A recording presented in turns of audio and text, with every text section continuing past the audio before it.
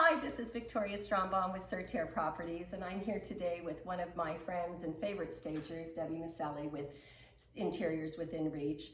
And we are starting to see an increase in sellers wanting to bring their properties on the market. Not only sellers who held back during our quarantine period, but additionally, sellers who are now realizing they may need a bigger home, a smaller home, a single level home, or it's simply time to change.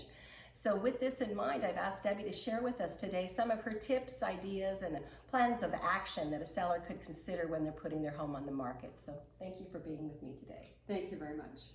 So when we first meet a new client who's on the market to think about staging their home, we ask them, are they going to be vacating the property, or are they going to be residing in it during any period of time while it's on the market? Or is it a vacation home for them and they return occasionally to use the property? Right.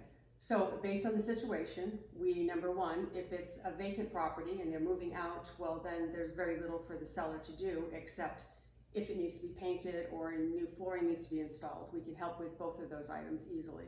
We have samples to support the choice that they make, and we can make that with them.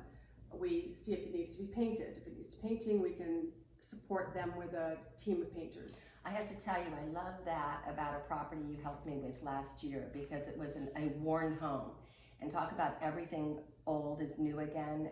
Your talents, I have to thank you for this, garnered 10% more for the value of that home than the sellers were told they could get. Debbie brought her whole team in, carpet, painting, changing fixtures, and staging, and we had multiple offers. So a great example, but it's what a unique part of your services. I just have to applaud you for that. And in that context, the seller had a lot of old furnishings because the home belonged to their parents. So we coordinated donating the furnishings. That's right. And so through that cooperation with you, we ourselves found a great new donation facility to help us take inventory away from homes who the sellers don't know what to do with those items as well. So it's a full service of coming in. So as a seller is thinking, I think I should think about coming on the market, or I want to come on the market, what are the top tips you would give a seller to prepare their home?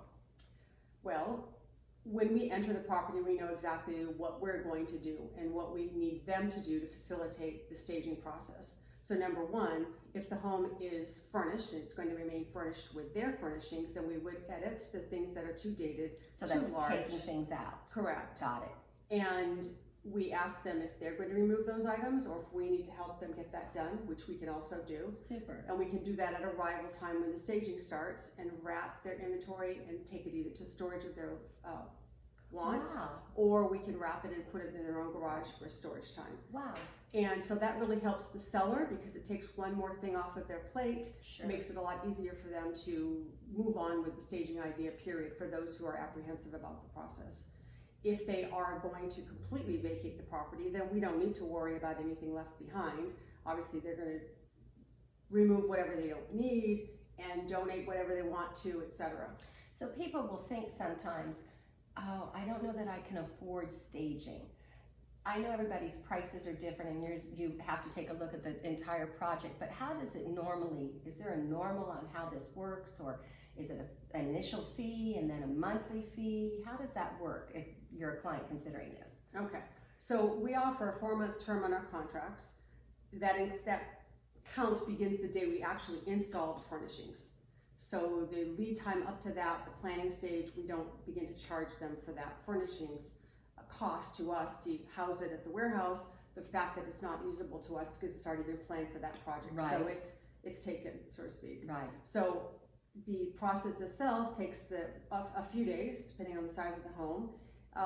They themselves will have to, as I mentioned before, edit if necessary. But we come in, we stage the whole property. It's a very quick process, 2 to 3 days, depending on the size of the home. And it's turnkey for them. Right. I've seen it. I want to go back to two things in general. One is you mentioned your warehouse. So unlike some folks that they have to wait for inventory to come out of another property to put it in, you actually have a great resource of furnishings available for clients. Yes, we do.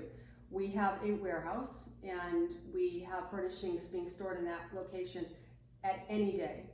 Any day of the week we have that same amount of furnishings because our homes, once we stage them, of course they come back in because they've sold, and that turnaround is often, so usually we're picking up 1 to 2 homes per week and we're staging 2 to 3 homes per week. Excellent. So that turnover of the inventory allows us to stage a lot of homes, but the warehouse itself houses enough inventory for 50 homes. Outstanding.